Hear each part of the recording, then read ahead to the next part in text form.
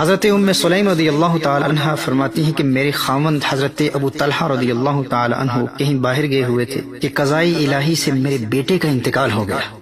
میں نے اس پر کپڑا ڈال دیا۔ جب خاوند واپس آئے تو پوچھا کہ لڑکا بیمار تھا، اب طبیعت کیسی ہے؟ میں نے کہا کہ سابقہ راتوں کے مقابلے میں آج بہت اچھا ہے۔ حضرت ام سلیم رضی اللہ تعالیٰ عنہ ارشاد فرماتی ہیں کہ میں نے خاوند کو اطلاع نہیں دی کہ ہمارے بیٹے کا انتقال ہو گیا ہے۔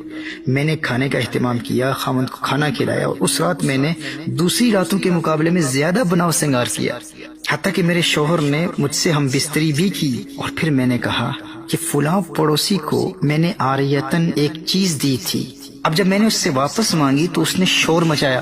میرے شوہر نے کہا کہ عجیب بات ہے، بڑا احمق پڑوسی ہے، چیز ہماری تھی، ہم نے واپس مانگی تو وہ شور کیوں مچاتا ہے؟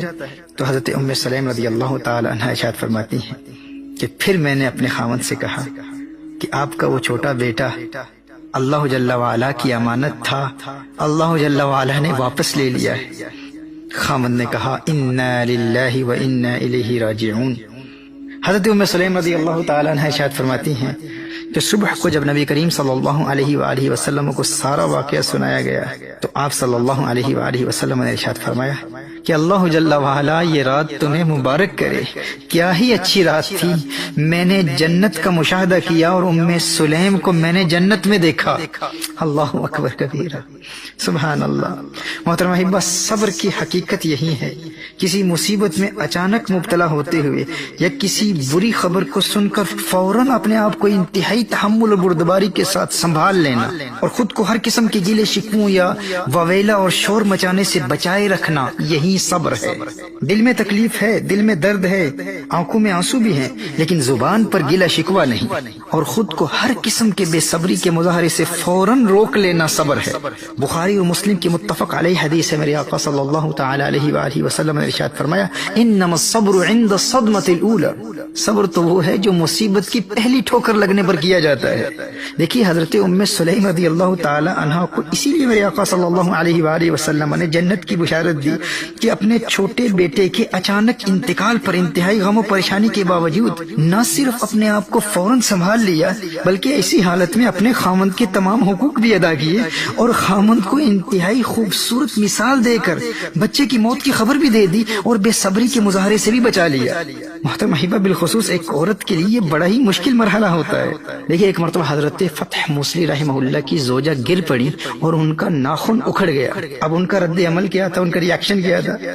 شدید تکلیف کے باوجود آپ ہنس رہی ہیں، مسکرا رہی ہیں، لوگ دیکھ رہے ہیں کہ آپ ہنس رہی ہیں۔ اب دیکھیے ناخن اکھڑ گیا ہے، درد کی شدت کے باوجود، تکلیف کی شدت کے باوجود آپ مسکرا رہی ہیں، ہنس رہی ہیں۔ لوگوں نے پوچھا کہ آپ ہنس کیوں رہی ہیں، آپ کو درد نہیں ہوتا؟ آپ نے ارشاد فرمایا اس درد کی وجہ سے جو ثواب ملا ہے نا، اس کی خوشی ہی اتنی ہے کہ درد کا احساس ہی نہیں ہوا۔ دوستو، جسے درد کے ثواب کا علم حاصل ہو جائے نا، اسے پھر خوشی اتنی ملتی ہے کہ اسے درد کا احساس ہی نہیں رہتا۔ اب یہ ہے مصیبت کے فوراً بعد اپنے آپ کو سنبھال لینا، یعنی فوری ریاکشن سے اپنے آپ کو بچا لینا، یہ فضیلت کا باعث ہے۔ کیونکہ دیکھیے کسی مصیبت میں مبتلا ہونے کے بعد رفتہ رفتہ وہ غم اور درد اور تکلیف کی شدت کم ہوتی چلی جاتی ہے۔ اب دیکھیے کوئی شخص کسی مصیبت میں مبتلا ہو جاتا ہے تو مصیبت کے ابتلا کے بعد رفتہ رفتہ اس کا غم، درد اور تکلیف کی وہ شدت کم ہوتی چلی جاتی ہے۔ دیکھیے کسی کے بچے کا انتقال ہو جاتا ہے تو بچے کے انتقال کے بعد آہستہ آہستہ مرور زمانہ کے ساتھ، وقت کے گزرنے کے ساتھ ساتھ اس کا غم کم ہوتا چلا جاتا ہے۔ حضرت امام ابو طالب مکی علیہ رحمہ قوت القلوب میں ارشاد فرماتے ہیں کہ مصیبت کے علاوہ ہر چیز آغاز سے چھوٹی ہوتی ہے لیکن مصیبت آغاز سے بڑی ہو کر آتی ہے، پھر چھوٹی ہوتی چلی جاتی ہے۔ اسی لیے مصیبت کے چھوٹے ہونے سے قبل جو ہی صدمہ پہنچا تو گلے شکوے کے بغیر انسان نے اگر فوراً صبر کر لیا تو وہ حقیقی صابر ہے، ورنہ بعد میں تو انسان صبر کر ہی لیتا ہے۔ اب بات سمجھ رہے ہیں نا کہ یعنی مصیبت وہ چیز ہے جو شروع میں بڑی ہوتی ہے، تو اسی کو حضور اکرم صلی اللہ علیہ وآلہ وسلم نے ارشاد فرمایا الصبر عند الصدمة الأولى، کہ صبر تو حقیقی وہی ہے جو مصیبت کی پہلی ٹھوکر لگنے پر کیا جاتا ہے، حقیقی صبر وہی ہے۔